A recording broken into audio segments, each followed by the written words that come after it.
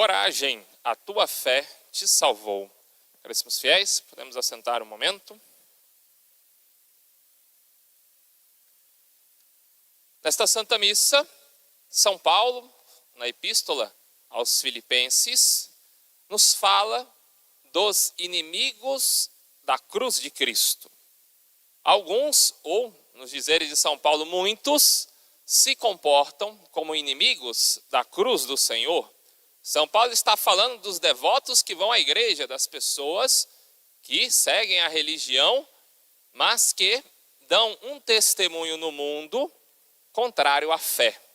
Na igreja, gostam de ser religiosos, gostam de viver um sentimento religioso.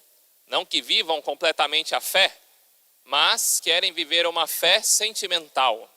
Eu me sinto bem indo à igreja, mas às vezes apenas esse sentir não é suficiente. É necessário viver a fé, viver os mandamentos, frequentar os sacramentos. Não apenas um sentimento positivo, entrei na igreja e saí com o sentimento de que fui abençoado. Não apenas isso, mas devemos buscar a nossa salvação e a nossa santificação. Pois bem, São Paulo diz que muitos vivem como se Deus não existisse. Como pagãos, o Deus, na verdade, seria o ventre, ou seja, as paixões. E ainda por cima, gostam de espalhar os seus pecados como motivo de orgulho, para ali, se gloriar nos próprios pecados. O que é um grande problema. São Paulo fala que são, então, inimigos da cruz do Senhor. Enquanto que aqueles que vivem neste mundo com os olhos na eternidade, que não fazem uso do seu corpo de modo a procurar o pecado, mas utilizam dele para conquistar a salvação, esses nós poderemos dizer que são os amigos da cruz de Cristo. Esses inimigos da cruz do Senhor, muitas vezes são aqueles que estão na tibieza. A tibieza significa mornidão espiritual. A pessoa não está fervorosa, mas está vivendo uma vida espiritual apática. Cada vez mais consentindo em pecados. O lado espiritual tornou-se algo puramente de ser praticado algumas horas no domingo.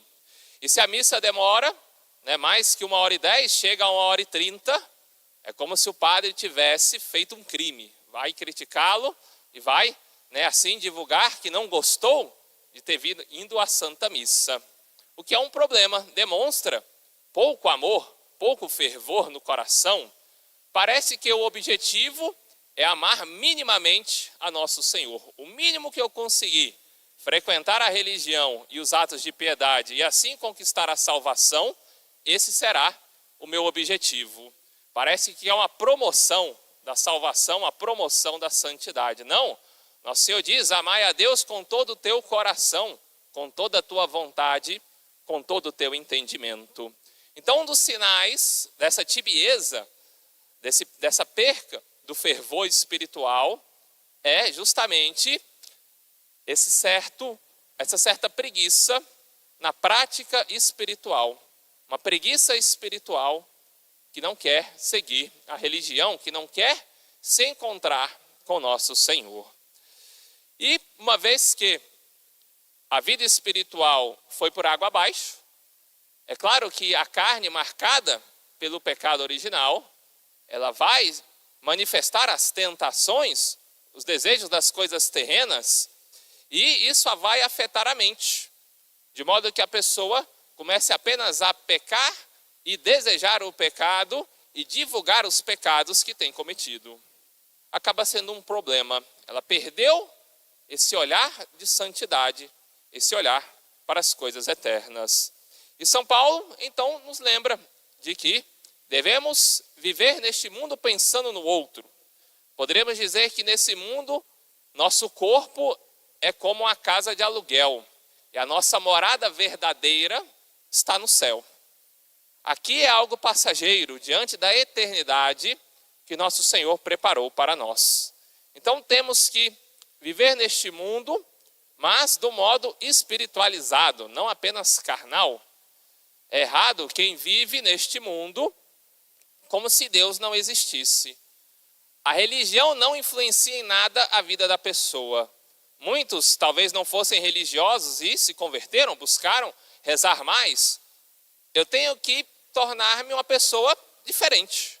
A fé tem que mudar o meu modo de agir, o meu modo de rezar. A fé tem que me conduzir à caridade, à santidade. Caso contrário, terá sido em vão se a minha prática religiosa nada muda em mim. Mas é claro que todo aquele que busca sinceramente Nosso Senhor, que confessa seus pecados, que comunga do Santíssimo Sacramento, sairá transformado por Nosso Senhor. E pouco a pouco vai alcançando a perfeição, a santidade. Um outro erro daqueles que estão presos na carne, perderam esse olhar espiritual, perderam um fervor e têm apenas uma vida carnal, é pôr a sua esperança no corpo. Muitos têm um medo terrível, por exemplo, de envelhecer, mas a verdade é que ficarão velhos. Muitos têm um medo terrível da morte, mas hão de morrer. Temos que viver neste mundo pensando no outro e não dar mais atenção ao corpo do que à alma.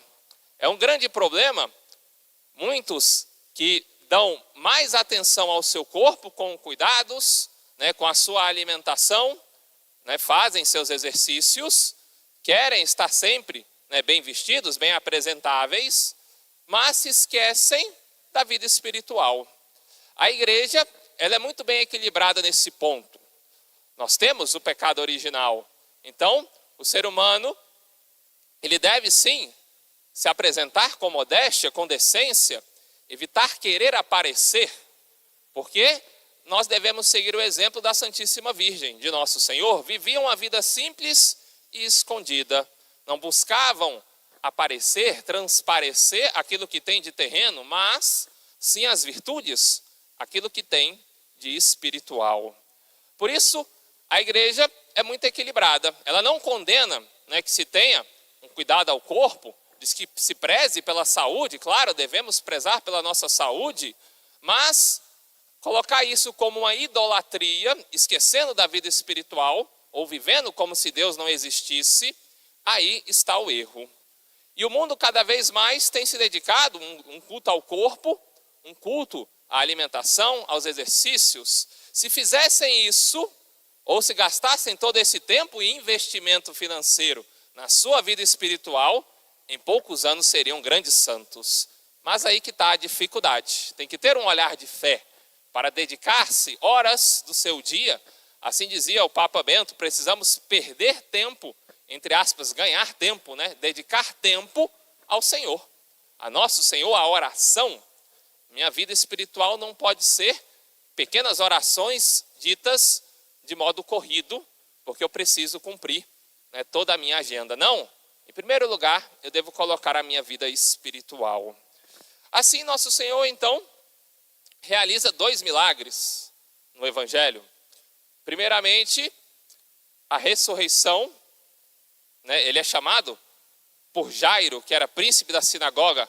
Interessante que nós lemos o Evangelho de São Mateus, mas há também o Evangelho de São Lucas. Os dois se complementam, de forma que provam a verdade, a veracidade das ações de Cristo e do Evangelho. Em São Lucas, ele fala o nome desse príncipe da sinagoga, desse chefe dos judeus, se chamava Jairo. E ele, então, foi até Nosso Senhor para conseguir uma graça. Todos nós queremos uma graça de Deus. E, para alcançá-la, devemos seguir o exemplo deste homem. Ele veio até Cristo e se prostrou, adorou a Nosso Senhor, reconheceu a divindade de Nosso Senhor Jesus Cristo. Nosso Senhor, enquanto homem, Nosso Senhor tinha feito alguns milagres, mas esses milagres não foram suficientes, por exemplo, para os apóstolos permanecerem fiéis ali diante da cruz. Poderemos até dizer que esse homem teve uma fé maior do que os apóstolos no momento da perseguição e crucifixão de Nosso Senhor. Pois bem, ele prostrou-se, adorou o Nosso Senhor e fez um ato de fé. Ele disse: Senhor, se impuseres as mãos sobre ela, minha filha viverá. Esse gesto, esse ato que o sacerdote repete, era o ato simbólico de nosso Senhor. Quando o sacerdote, por exemplo, no confessionário, ele impõe as mãos e absolve, a pessoa que estava em pecado, talvez pecado grave, ela volta à vida, ela ganha novo fervor na sua vida espiritual, se possuía pecados leves. Esse ato de impor as mãos era um ato próprio de nosso Senhor Jesus Cristo. E ele então faz essa adoração e esse ato de fé. Eu creio, se o Senhor for até minha casa, impor a mão sobre a minha filha que está morta, ela viverá. Uma fé gigantesca, um amor profundo à sua filha, um amor profundo, uma fé profunda em nosso Senhor. E nosso Senhor então parte para a casa desse homem. No meio do caminho, uma mulher que padecia um fluxo de sangue há 12 anos. É interessante o número 12, pois os santos padres dizem que 12 era o número de anos que a menina possuía e ela havia morrido, e 12 era o número de anos que a mulher padecia do fluxo de sangue. Essa relação nos lembra do pecado original, de que por conta do pecado original, como uma mácula no nosso corpo, na nossa alma, nós estamos fadados à morte, mas haverá uma ressurreição. Pois bem, ela ali, como estava sangrando, se sentiu indigna de se apresentar diante de nosso Senhor. E então, indo por trás de nosso Senhor, ela fez esse ato de fé. Se eu apenas tocar nas vestes de nosso Senhor, numa certa relíquia de nosso Senhor, eu ficarei curada. Nós temos 3 graus de relíquias. Nós temos as relíquias de 3º grau, que são pedacinhos de pano que tocaram o corpo dos santos. Nós temos as relíquias de 2º grau, que é parte da veste dos santos. E nós temos as relíquias de 1º grau, que é a parte do corpo, do osso, do cabelo de algum santo. Pois bem, ela fixou o seu olhar nas vestes de nosso Senhor e fez esse ato de fé. Se eu apenas tocar, ficarei curada. É claro que Deus sabe todas as coisas, nosso Senhor conhecia os seus pensamentos, conheceu o seu ato de fé, e quando ela tocou ali a veste de nosso Senhor, foi nosso Senhor que a curou. E então, ela ali foi descoberta.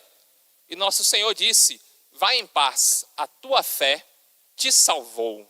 Novamente, a fé é colocada aqui como algo que cura.